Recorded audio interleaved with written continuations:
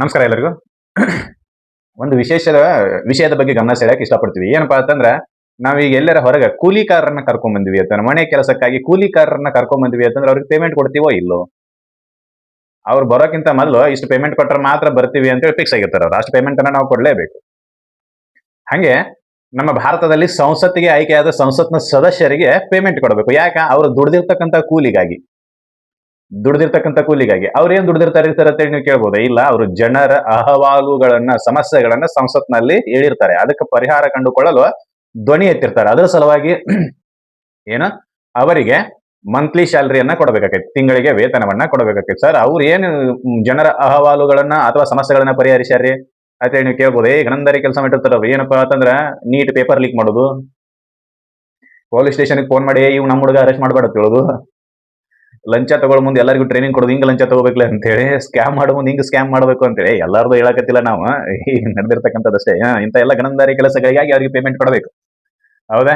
ಅದನ್ಕ side ಇರಲಿ, payment ಮಾತ್ರ ಕೊಡಬೇಕು. ಅದಕ್ಕೆ ವೇತನ ಅಂತ ಕರಿತೀವಿ. ಮತ್ತು ಭತ್ಯೆಗಳನ್ನ ಪ್ರೊವೈಡ್ ಮಾಡಬೇಕು. ಅವರಿಗೆ ವೇತನ ಮತ್ತು ಭತ್ಯೆಗಳನ್ನ ಕೊಡಬೇಕು. ಯಾವುದೇ ಒಂದು ಕೆಲಸಕ್ಕಾಗಿ ಒಬ್ಬ ವ್ಯಕ್ತಿಯನ್ನ ನೀವು ಆಯ್ಕೆ ಮಾಡ್ಕೊಂಡ್ರಿ ಅಂತಂದ್ರ ಆಯ್ಕೆ ಮಾಡಿಕೊಂಡ ವ್ಯಕ್ತಿಗೆ ವೇತನವನ್ನ ಕೊಡಬೇಕು. ಆಮೇಲೆ ಟಿಫಿನ್ ಈ ರೀತಿ ಆಗಿರ್ತಕ್ಕಂಥ ಎಲ್ಲಾ ವಸ್ತುಗಳನ್ನ ಪ್ರೊವೈಡ್ ಮಾಡ್ಕೋಬೇಕಾಗೈತಿ ಅವ ಕೆಲಸ ಮಾಡಕ್ ಬೇಕಾದಾಗ. ಹೌದಾ?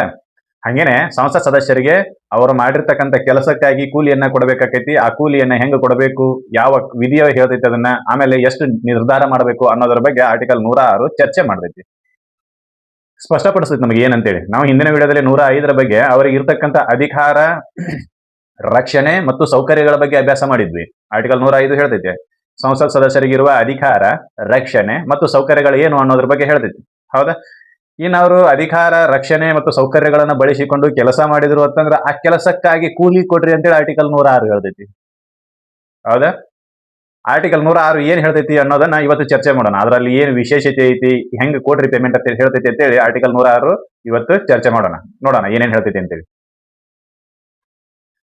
ಆರ್ಟಿಕಲ್ 106 ಏನ್ ಹೇಳ್ತೈತಿ ಅಂದ್ರೆ, members of either house of the parliament shall entitle to receive such a salaries and allowance as may from time to time be determined by the parliament by law, and until provision in respect is so made, allowance at such a rates and upon such a conditions as were immediately before the commencement of this constitution applicable in case of members of the constitution assembly of the Dominion India.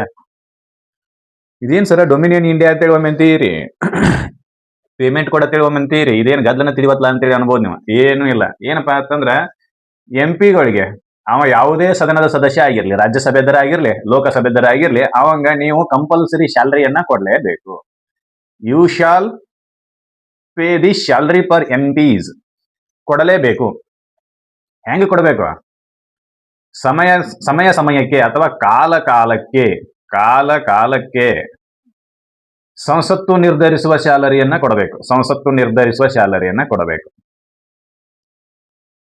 ಕಾಲಕ್ಕೆ ಸಂಸತ್ತು ನಿರ್ಧರಿಸುವ ಸ್ಯಾಲರಿಯನ್ನ ಕೊಡಬೇಕು. ಒಂದು ವೇಳೆ ಸಂಸತ್ತು ಕಾನೂನು ತಗೊಂಡು ಬರದೆ, ಯಾಕಂದ್ರೆ ಸಂಸತ್ತು ಯಾವುದೇ ರೀತಿಯಾಗಿರ್ತಕ್ಕಂಥ ಪೇಮೆಂಟ್ ಅನ್ನ ಕೊಡಬೇಕು ಅಂತಂದ್ರೆ ಒಂದು ಕಾನೂನನ್ನ ತಗೊಂಡ್ ಬರಬೇಕು. ಒಂದು ವೇಳೆ ಸಂಸತ್ತು ಕಾನೂನು ತೆಗೆದುಕೊಂಡು ಬರದೇ ಇದ್ರೆ, ಪೇಮೆಂಟ್ ಕೊಡುವ ಸಲುವಾಗಿ ಕಾನೂನನ್ನ ತೆಗೆದುಕೊಂಡು ಬರದೇ ಇದ್ರೆ, ಅವರಿಗೆ ಅಲೋವೆನ್ಸ್ ಅನ್ನ ಯಾವ ಇದನ್ನ ಬೆಲೆಯಲ್ಲಿ ಕೊಡಬೇಕು, ಸಚ್ಚೆ ರೇಟ್ ಅಂತ ಬರೀತಾರೆ, ಯಾವ ಬೆಲೆಯಲ್ಲಿ ಕೊಡಬೇಕು, ಭತ್ತೆಯನ್ನ ಕೊಡಬೇಕು ಅಂತ ಕೇಳಿದ್ರೆ, immediately before the commencement of this constitution is, ಸಂವಿಧಾನ ಜಾರಿಯಾಗೋಕ್ಕಿಂತ ಜಸ್ಟ್ ಮೊದಲು 26/1/1950 ಸಂವಿಧಾನ ಜಾರಿ ಆಯಿತು ಅಂತಂದ್ರೆ ಅದಕ್ಕಿಂತ ಮೊದಲು ಜಸ್ಟ್ ಅಂದ್ರ 25/1/1950 ನೀವು ಏನು ಪೇಮೆಂಟ್ ಕೊಡ್ತಿದ್ರಲ್ಲ ಆ ಪೇಮೆಂಟ್ ಅನ್ನು ಕೊಡಬೇಕು. ಅವಾಗ ನಾವು ಯಾರಿಗೆ ಕೊಡ್ತಿದ್ರಿ ಸರ್ ಪೇಮೆಂಟ್ ಅಂತ ಕೇಳಿದ್ರಿ ಅಂತಂದ್ರೆ, ಕಾನ್ಸ್ಟಿಟ್ಯೂಯೆಂಟ್ ಅಸೆಂಬ್ಲಿ, ಸಂವಿಧಾನ ಸಭೆಯಲ್ಲಿ ಇರ್ತಕ್ಕಂಥ ಸದಸ್ಯರಿಗೆ ಕೊಡ್ತಕ್ಕಂಥ ಪೇಮೆಂಟ್ ಏನಿತ್ತೋ ಅದನ್ನ. ಅವಾಗ ಭಾರತ ಯಾವುದಿತ್ತು? ಡೊಮಿನಿಯನ್ ಆಫ್ ಇಂಡಿಯಾ ಇತ್ತು, ವಸಾಹತು ಇತ್ತು. ಇಂಗ್ಲೆಂಡ್ ನ ವಸಾಹತು ರಾಜ್ಯ ಭಾರತ ಅಂತ ಕರಿತಿದ್ರು. ಹೌದಾ? ಡೊಮಿನಿಯನ್ ಸ್ಟೇಟಸ್ ಆಫ್ ಇಂಡಿಯಾ ನಾವು ಕೊಡ್ತೀವಿ. ಇದು ಫ್ರೀಡಮ್ ಸ್ಟ್ರಗಲ್ ಅನ್ನು ಓದಬೇಕಾದಾಗ ಬರ್ತೈತಿ 1935 ಭಾರತ ಸರ್ಕಾರ ಕಾಯ್ದೆಯಲ್ಲಿ ಡೊಮಿನಿಯನ್ ಸ್ಟೇಟಸ್ ಆಫ್ ಇಂಡಿಯಾ ಕೊಡ್ತೀವಿ ಅಂತ ಹೇಳಿ. ಅದ್ರ ಪ್ರಕಾರನೇ ನಮ್ಮಲ್ಲಿ ಸಂವಿಧಾನ ಸಭೆಯನ್ನ ರೆಡಿ ಮಾಡ್ತಾರೆ. ಆ ಮಾತು ಇರ್ಲಿ ಆ ಕಡೆ. ಪೇಮೆಂಟ್ ಅನ್ನ ನೀವು ವೇತನವನ್ನ ಹೆಂಗೆ ಡಿಸೈಡ್ ಮಾಡಬೇಕು ಅಂತಂದ್ರ, 26/1/1950 ಸಂವಿಧಾನ ಜಾರಿಗೆ ಬರ್ತೈತಿ. ಈ ಜಾರಿ ಆಗೋಕ್ಕಿಂತ ಜಸ್ಟ್ ಬಿಫೋರ್ ಅಂದ್ರೆ 25/1/1950ಕ್ಕೆ ಸಂಬಂಧಿಸಿದಂತೆ ನೀವು ಯಾವ ರೀತಿ ಪೇಮೆಂಟ್ ಅನ್ನು ಕೊಡ್ತಿದ್ರು ಕಾನ್ಸ್ಟಿಟ್ಯೂಯೆಂಟ್ ಅಸೆಂಬ್ಲಿಯಲ್ಲಿ ಸಂವಿಧಾನ ಸಭೆಯ ಸದಸ್ಯರಿಗೆ? ಸಂವಿಧಾನ ಸಭೆಯ ಸದಸ್ಯರು ಮುಖ್ಯ ಮೇನ್ ಪಿಕ್ಚರ್ ನಲ್ಲಿ ಬರ್ತಕ್ಕಂಥವ್ರು ಯಾರ್ಯಾರಪ್ಪ ಅಂತಂದ್ರೆ doctor B R Ambedkar, Nehru ಅವರು, ವಲ್ಲಭಾಯಿ ಪಟೇಲ್ ಅವರು, ಹೌದಾ? ಈ ರೀತಿಯಾಗಿರ್ತಕ್ಕಂಥ ಎಲ್ಲ ಘಟಾನುಘಟಿಗಳು ಏನು ನಮ್ಮ ಸಂವಿಧಾನ ಸಭೆಯ ಸದಸ್ಯರೇನಿದ್ದಾರಲ್ಲ, ಇವರಿಗೆ ಯಾವ ಪೇಮೆಂಟ್ ಅನ್ನು ಕೊಡ್ತಿದ್ರಲ್ಲ ಆ ಪೇಮೆಂಟ್ ಅನ್ನು ಕೊಡ್ರಿ ಅಂತ. ಯಾಕಂತಂದ್ರೆ ಸಂವಿಧಾನ ಜಾರಿಯಾಗಿರೋದು 26/1/1950ಕ್ಕೆ ಜಾರಿ ಆದ ತಕ್ಷಣ ತಮ್ಮ ಪೇಮೆಂಟ್ ಕಾನೂನನ್ನು ಅವರು ತಯಾರು ಮಾಡ್ಕೊಳ್ಳಿಲ್ಲ. ತಮಗೆ ಪೇಮೆಂಟ್ ಯಾಕಂದ್ರೆ ಆರ್ಟಿಕಲ್ 106 ಏನ್ ಹೇಳ್ತೈತಿ ಅಂತಂದ್ರೆ ಪಾರ್ಲಿಮೆಂಟ್ ನಿರ್ಧರಿಸುವ ಪೇಮೆಂಟ್ ಅನ್ನ ಕೊಡಬೇಕು ಅಂತೇಳಿ. ಪಾರ್ಲಿಮೆಂಟ್ ಜಾರಿಗೆ ಬಂತು 26/1/1950ಕ್ಕೆ ಪಾರ್ಲಿಮೆಂಟ್ ಜಾರಿಗೆ ಬಂತು. ಜಾರಿಗೆ ಬಂದ ತಕ್ಷಣ ಫಸ್ಟ್ನೇ ಕೆಲಸನ ತಮ್ಮ ಪೇಮೆಂಟ್ ಅನ್ನ ಡಿಸೈಡ್ ಮಾಡೋದೇನ ಅವ್ರದ್ದು? ಇಲ್ಲಲ್ಲ, ಜಾರಿ ಆದ ತಕ್ಷಣ ಏನು ಮೊದಲು ಪೇಮೆಂಟ್ ಫಿಕ್ಸ್ ಮಾಡಬೇಕು ಅಂತೇಳಿ ಎಲ್ಲ ಸಂವಿಧಾನದ ಸದಸ್ಯರು ಕೂತ್ಕೊಂಡು ಮೊದಲು ಪೇಮೆಂಟ್ ಫಿಕ್ಸ್ ಮಾಡ್ಕೊಂಡ್ರೆ ನಾವು ಇಲ್ಲ. ಮೊದಲ ಜನರಲ್ ಎಲೆಕ್ಷನ್ ಆಗಬೇಕು. ಜನರಲ್ ಎಲೆಕ್ಷನ್ ಆದ ನಂತರ ಲೋಕಸಭೆ ಅಸ್ತಿತ್ವಕ್ಕೆ ಬರಬೇಕು. ಲೋಕಸಭೆ ಅಸ್ತಿತ್ವಕ್ಕೆ ಬಂದ ನಂತರ ಎಲ್ಲರೂ ಕೂಡ ಡಿಸೈಡ್ ಮಾಡಿ ತಗೋಬೇಕು. ದಟ್ ಈಸ್ ಒಂದ್ ಸ್ವಲ್ಪ ಹಿಂದೂ ಮುಂದೆ ಕೆಲಸಗಳಾಗ್ತಿರ್ತವೆ. ಅದಕ್ಕೆ ಏನ್ ಮಾಡಿದ್ರು ಅಂತಂದ್ರೆ ಅಲ್ಲಿವರೆಗೂ ಏನ್ ಮಾಡ್ರಿ ಅಂತಂದ್ರೆ ಇವರಿಗೆ ಸಂಸತ್ತು ಎಲ್ಲಿವರೆಗೂ ಕಾನೂನನ್ನು ತಗೊಂಡ್ಬರೋದಿಲ್ಲ ಅಲ್ಲಿವರೆಗೂ ಸಂವಿಧಾನ ಸಭೆಯ ಪೇಮೆಂಟ್ ಏನ್ ಕೊಡ್ತಿದ್ರಲ್ಲ, ಸಂವಿಧಾನ ಸಭೆ ಸದಸ್ಯರಿಗೆ ಪೇಮೆಂಟ್ ಏನ್ ಕೊಡ್ತಿದ್ರಲ್ಲ ಆ ಪೇಮೆಂಟ್ ಅನ್ನ ಕೊಡ್ರಿ ಅಂತ ಡಿಸೈಡ್ ಮಾಡಿದ್ರು. ಈಗಂತೂ ಅದು ಸಿಕ್ಕಾಪಟ್ಟೆ ಹೈಕ್ ಮಾಡ್ಕೊತ ಹೊಂಟಾರ. ಆ ಮಾತು ಬೇರೆ. ಎಲ್ಲ ಮಸೂದೆಗಳಿಗೆ ವಿರೋಧಗಳು ಬಂದೇ ಬರ್ತವೆ.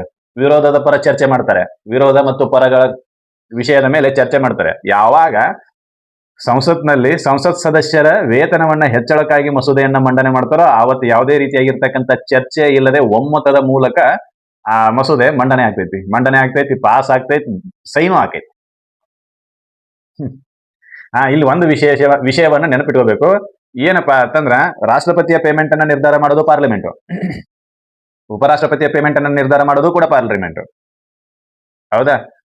ಆಮೇಲೆ ಇವರಿಬ್ಬರಿಗೂ ನೀವು ಪೇಮೆಂಟ್ ಅನ್ನ ನಿರ್ಧಾರ ಮಾಡಿರ್ಲಿಲ್ಲ ಅಂತಂದ್ರೆ ಶೆಡ್ಯೂಲ್ 2 ಪ್ರಕಾರ ಏನ್ ಹೇಳಿತೋ, ಶೆಡ್ಯೂಲ್ 2 ಅನುಸೂಚಿ 2ರಲ್ಲಿ ಏನ್ ಹೇಳಿತೋ ಆ ರೀತಿ ಪೇಮೆಂಟ್ ಮತ್ತು ಭತ್ತೆಯನ್ನ ಕೊಡ್ರಿ ಅಂತ ಹೇಳ್ತೈತಿ. ಸ್ಯಾಲರಿ ಅಂಡ್ ಅಲೋವೆನ್ಸ್ ಅನ್ನ ಪೇಡ್ ಮಾಡ್ರಿ ಅಂತ ಹೇಳ್ತೈತಿ.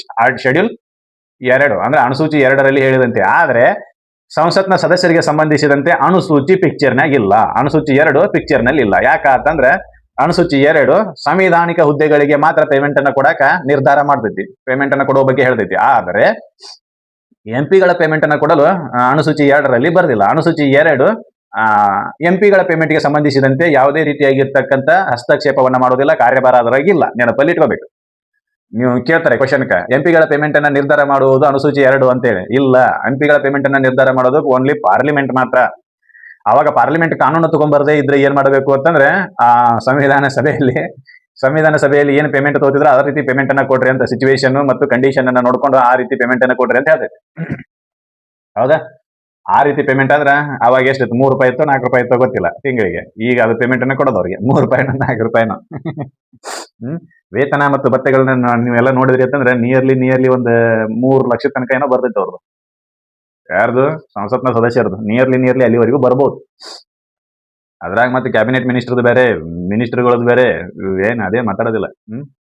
ಆ ರೀತಿ ಪೇಮೆಂಟ್ ಕಂಡೀಷನ್ ಅದಾವೆ. ಏನ 106 ಏನ್ ಹೇಳ್ತೈತಿ ಅಂತಂದ್ರೆ ಸಂವಿಧಾನದ ಕಲಂ 106 ಏನ್ ಹೇಳ್ತೈತಿ ಅಂತಂದ್ರೆ ಸಂಸತ್ ಸದಸ್ಯರಿಗೆ ವೇತನವನ್ನ ನೀಡಬೇಕು. ಇದ್ರಾಗ 2 ಆಸ್ಪೆಕ್ಟ್ ಅದಾವ. ಪಾರ್ಲಿಮೆಂಟ್ಗೆ ಒಂದು ಪವರ್ ಕೊಟ್ಟಿವಿ, ವೇತನವನ್ನ ನಿರ್ಧಾರ ಮಾಡ್ರಿ ಅಂತ ಹೇಳಿ. ಇನ್ನು 2ನೇದು ಆಸ್ಪೆಕ್ಟ್ ಏನಂತಂದ್ರೆ ವೇತನವನ್ನ ನಿರ್ಧಾರ ಮಾಡಕ್ಕಾಗ್ಲಿಲ್ಲ ಅಂತಂದ್ರೆ ನಾವು ನಿರ್ಧರಿಸಿದ ವೇತನವನ್ನ ಕೊಡ್ರಿ ಅಂತ. ಅವರು ನಿರ್ಧರಿಸಿದ ವೇತನ ಯಾವುದು ಅಂತಂದ್ರೆ ಸಂವಿಧಾನ ಸಭೆಯಲ್ಲಿ ಸದಸ್ಯರಿಗೆ ಕೊಡ್ತಕ್ಕಂಥ ವೇತನವನ್ನ ಕೊಡಬೇಕು ಅಂತ. ನಿಮಗೆ ನಿರ್ಧಾರ ಮಾಡಕ್ಕಾಗ್ಲಿಲ್ಲ ಅಂತ ನಾವು ನಿರ್ಧರಿಸಿದ್ ಕೊಡ್ರಿ ಅಂತ. ಅದಕ್ಕೆ ಅವ್ರು ಏನ್ ಮಾಡಿದ್ರು, ಬೇಡ ಪಟ ನಿರ್ಧಾರ ಮಾಡಿದ್ರು. ಹೌದಾ? ಒಂದು ಕಾಮನ್ ಟರ್ಮ್ ಗೊತ್ತಾಗ್ತೈತಿ. ಏನಪ್ಪಾ ಅಂತಂದ್ರೆ ರಾಷ್ಟ್ರಪತಿಯ ವೇತನವನ್ನು ಕೂಡ ನಿರ್ಧಾರ ಮಾಡೋದು ಪಾರ್ಲಿಮೆಂಟ್, ಉಪರಾಷ್ಟ್ರಪತಿಯ ವೇತನವನ್ನ ನಿರ್ಧಾರ ಮಾಡೋದು ಕೂಡ ಪಾರ್ಲಿಮೆಂಟ್, ಹಾಗೆ ಸಂಸತ್ನ ಸದಸ್ಯರ ವೇತನವನ್ನ ನಿರ್ಧಾರ ಮಾಡೋದು ಕೂಡ ಪಾರ್ಲಿಮೆಂಟ್. ಹೌದಾ? ಪಾರ್ಲಿಮೆಂಟ್ ನಿರ್ಧಾರ ಮಾಡಲಿಲ್ಲ ಅಂದ್ರೆ ರಾಷ್ಟ್ರಪತಿ ವೇತನ ಶೆಡ್ಯೂಲ್ 2 ಪ್ರಕಾರ ಕೊಡಬೇಕು, ಉಪರಾಷ್ಟ್ರಪತಿ ಅವರ ವೇತನ ಶೆಡ್ಯೂಲ್ 2 ಪ್ರಕಾರ ಕೊಡಬೇಕು. ಆದ್ರೆ ಸಂಸತ್ ಸದಸ್ಯರ ವೇತನವನ್ನ ಸಂವಿಧಾನ ಸಭೆಯಲ್ಲಿ ಸದಸ್ಯರು ಏನು ತಗೋತಿದ್ರಲ್ಲ ಆ ವೇತನವನ್ನ ಕೊಡಬೇಕು. That is an important thing. ಇದು ಡಿಫರೆನ್ಸ್ ಇರೋದು ಗೊತ್ತಿರ್ಬೇಕು ನಮಗೆ. ಹೌದಾ? ಇದಿಷ್ಟು ಮಾಹಿತಿ ಆರ್ಟಿಕಲ್ 106 ಬಗ್ಗೆ. ಸರ್ ಇಷ್ಟೆಲ್ಲ ಒಂದು ಕಂಡೀಷನ್ ಬರ್ತೈತಿ. ಏನಪ್ಪಾ ಅಂತಂದ್ರೆ ಇಷ್ಟೆಲ್ಲ ಪೇಮೆಂಟ್ ತಗೊಂಡವ್ರು ಏನ್ ಮಾಡ್ತಾರೋ ಅಂತ ಹೇಳಿ. ಮತ್ತೆ ಹೇಳಿದಲ್ಲ, ಪೇಪರ್ ಲೀಕ್ ಮಾಡ್ತಾರೆ, ನಿರುದ್ಯೋಗವನ್ನು ಹೆಚ್ಚಳ ಮಾಡ್ತಾರೆ, ಯಾವುದೇ ರೀತಿಯಾಗಿರ್ತಕ್ಕಂಥ ಕಾಲ್ಪಾರ್ ಮಾಡೋದಿಲ್ಲ. ಕರ್ನಾಟಕದಾಗ 2 ವರ್ಷದಿಂದ ಕಾಲ್ಪಾರ್ಮ ಇಲ್ಲ, ಆ ಸುದ್ದಿನೇ ಇಲ್ಲ. ಜಾಬ್ ಸಿಗಲಾರ್ದಂಗ್ ಮಾಡ್ತಾರೆ, ನಾವ್ ಜಗಾಡ್ಕೊತ ಕುಂಡಂಗ್ ಮಾಡ್ತಾರೆ. ಆಮೇಲೆ ಪೊಲೀಸ್ ಸ್ಟೇಷನ್ ಫೋನ್ ಮಾಡಿ ನಮ್ಮವನ ಅವನೇನ ಅರೆಸ್ಟ್ ಮಾಡಕ್ ಹೋಗ್ಬೇಡ್ರಿ ಅಂತ ಹೇಳ್ತಾರೆ. ಈ ಎಲ್ಲಾ ಕೆಲಸಕ್ಕಾಗಿ ನಾವು ಅವರಿಗೆ ವೇತನವನ್ನ ಕೊಡ್ಬೇಕಂದ್ರೆ ಯಾರು ಹೇಳಿರುತ್ತೆ ಅಂದ್ರೆ ಸರ್ ಮ್ಯಾಗಿಂದ ಪ್ರೆಷರ್ ಬಂದೈತ್ರಿ ಅಂತಾರ ಆಫೀಸರ್ಸ್ಗಳು. ಎಲ್ಲಿಂದ ಪ್ರೆಷರ್ ಬರ್ತೈತೋ ಏನೋ. ಅದು ನಿಜಾನೂ ಕೂಡ ಅಷ್ಟೇ ಐತಿ. ಸತ್ಯಾಸತ್ಯತೆಗಳನ್ನ ಅರಿಲಾರ ತಮ್ಮ ಚೇಲಾಗಳು ಏನಿರ್ತಾರಲ್ಲ ಅವ್ರ ಪರವಾಗಿ ಏನಾರ ಒಂದು ಡಿಸಿಷನ್ ಅನ್ನು ತಗೊಂತಾರೆ. ಎಲ್ಲರೂ ಹಂಗೆ ಇರ್ತಾರ ಅಂತ ಹೇಳೋದಿಲ್ಲ, ಆದ್ರೆ ಮೋಸ್ಟ್ ಆಫ್ ದಿ ಕೇಸ್ ಹಂಗೆ ಇದೆ ಅಂತ. ಹೀಗಾಗಿನೇ ವ್ಯವಸ್ಥೆ ಕೆಟ್ಟೋಗ್ಯದ. ಹ್ಮ್ ಇವರು ಹಂಗೆ ತಾವು ಅಧಿಕಾರದಲ್ಲಿ ಇರುವವರೆಗೂ ತಮಗೆ ಯಾರು ಓಟ್ ಹಾಕ್ತಾರೋ ಅವ್ರನ್ನ ರಕ್ಷಣೆ ಮಾಡ್ತಾರ ಅಷ್ಟೇ. ನೀ ಅವ್ರಿಗೆ ಏನಾದ್ರು ಓಟ್ ಹಾಕೋದಿಲ್ಲ ಅಂತ ಗೊತ್ತಾಗ್ತು ಅಂತಂದ್ರ ನೀನು ಗವರ್ಮೆಂಟ್ ಸ್ಕೀಮ್ಗಳಿಗೆ ಎಲಿಜಿಬಲ್ ಇದ್ರೂ ಕೂಡ ನಿನಗೆ ಅದು ದಕ್ಕೋದಿಲ್ಲ. ಆ ರೀತಿ ಇದೆ. ಅಲ್ಲಿ ಹೇಳ್ತಾರೆ ಸಾಹೇಬ್ರೆ ಇವ್ ನಮಗೆ ಓಟ್ ಹಾಕಿಲ್ರಿ ಅಂತ ಹೇಳಿ ಅವ್ರ ಮಂದಿ 4 ಮಂದಿ ಇರ್ತಾರೆ. ನೀವು ಅಲ್ಲಿ ಕೇಳಕ್ ಹೋದಾಗ ಅವ್ರು ಹೇಳ್ತಾರೆ ಇವ್ ನಮಗೆ ಓಟ್ ಹಾಕಿಲ್ರಿ ಅಂತ ಹೇಳಿ. ನೀವು ನನಗೆ ಓಟ್ ಹಾಕಿಲ್ಲ ಮಗನೇ, ನೀವು ಓಟ್ ಹಾಕಿಲ್ಲ ಅಂದ್ರೆ ನನ್ನ ಹತ್ರಕ್ಕೆ ಯಾಕೆ ಬಂದಿದ್ರಿ ಅಂತ ಹಿಂಗ. ಆ ಕಾ ಕಾಮನ್ ಆಗಿ ಏನ್ ಕೊಡ್ಬೇಕಾಗಿರ್ತೈತೋ ಅದಷ್ಟು ಬರ್ತೈತಿ ನೋಡು. ಈಗ ಏನು ಪ್ರತಿಯೊಂದು ಮನೆಗೂ ನಳದ ವ್ಯವಸ್ಥೆ ಮಾಡೋದು, ರೇಷನ್ ಕಾರ್ಡು ಇವಷ್ಟು ಬರ್ತದೆ. ಅದು ಬಿಟ್ರೆ ನಿಮ್ಮದು ಪರ್ಸನಲ್ ಕೆಲಸ ಏನಾದ್ರು ಗಂಗಾ ಕಲ್ಯಾಣ ಯೋಜನೆ ಒಳಗೆ ನನಗೊಂದು ಬೋರ್ ಹಾಕಿಸ್ಕೊಡ್ರಿ ಅಂತ ಹೇಳಿ ಕೇಳಕ್ ಹೋದ್ರಿ ಅಂತ ನೀ ನನಗೆ ಓಟ್ ಹಾಕಿ ಅಂತ ಅಂತಾರ ಅವ್ರು. ಇದಾವೆ ಆ ರೀತಿಯಾಗಿರ್ತಕ್ಕಂಥ ವ್ಯವಸ್ಥೆ ಇದೆ. ಯಾರೇನ್ ಮಾಡಕ್ಕಾಗೋದು. ಯಾಕಂತಂದ್ರೆ ಡೆಮೋಕ್ರಸಿ ನಾವೇ ಆಯ್ಕೆ ಮಾಡಿಕೊಂಡಿರೋ ವ್ಯಕ್ತಿಗಳಿರ್ತಾರೆ. ಮತ್ ನಮ್ಮ ಆಯ್ಕೆನೆ ತಪ್ಪಾದಾಗ ಅನ್ನೋದೇನಿದೆ, ಯಾರ ಮೇಲೆ ಏನ್ ಬ್ಲೇಮ್ ಮಾಡಕ್ಕಾಗೋದಿಲ್ಲ. ನಾವು ಯಾವುದಕ್ಕೆ ಅರ್ಹರೋ ಅದು ನಮಗ ಬರ್ತೈತಿ.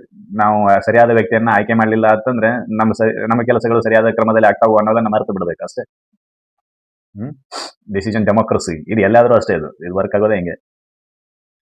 ಇರ್ಲಿ, ಅದೇನಾರ ಇರ್ಲಿ. ಈ ಮಾಹಿತಿ 106 ಬಗ್ಗೆ. 106 ಏನ್ ಹೇಳ್ತೈತಿ ಅಂತಂದ್ರೆ ಸಂಸತ್ನ ಸದಸ್ಯರ ವೇತನ ಮತ್ತು ಭತ್ಯೆಗಳ ಬಗ್ಗೆ ತಿಳಿಸಿಕೊಡ್ತೈತಿ. ವೇತನ ಭತ್ಯೆಗಳನ್ನ ಹೆಂಗ್ ನಿರ್ಧಾರ ಮಾಡಬೇಕು, ನಿರ್ಧಾರ ಮಾಡಕ್ ಆಗ್ಲಿಲ್ಲ ಅಂತಂದ್ರೆ ಏನ್ ಮಾಡ್ಬೇಕು ಅನ್ನೋದ್ರ ಬಗ್ಗೆ ವಿಸ್ತೃತವಾಗಿ ಮಾಹಿತಿ ನೀಡತೈತಿ. ಅದ್ರ ಬಗ್ಗೆ ನಾವು ಈಗ ಚರ್ಚೆ ಮಾಡಿದ್ವಿ. ಈ ಮಾಹಿತಿ ನಿಮಗೆ ಎಲ್ಲರಿಗೂ ಇಷ್ಟ ಆಗೈತಿ ಅಂತ ಅನ್ಕೊಂತೀನಿ, ತಿಳಿದೈತಿ ಅಂತ ಅನ್ಕೊಂತೀನಿ. ಇಷ್ಟ ಆಗಿತ್ತು ಅಂದ್ರೆ ಈ ಮಾಹಿತಿನ ಎಲ್ಲರಿಗೂ ಶೇರ್ ಮಾಡ್ರಿ, ನಮ್ಮ ಚಾನಲ್ ಅನ್ನ ಸಬ್ಸ್ಕ್ರೈಬ್ ಮಾಡ್ರಿ, ಲೈಕು ಕಮೆಂಟು ಮಾಡ್ರಿ ಅಂತ ಹೇಳ್ತಾ ಮುಂದಿನ ವಿಡಿಯೋದಲ್ಲಿ ಮತ್ತೆ ಭೇಟಿ ಹೋಗೋಣ. ಅಲ್ಲಿವರೆಗೂ ಧನ್ಯವಾದ.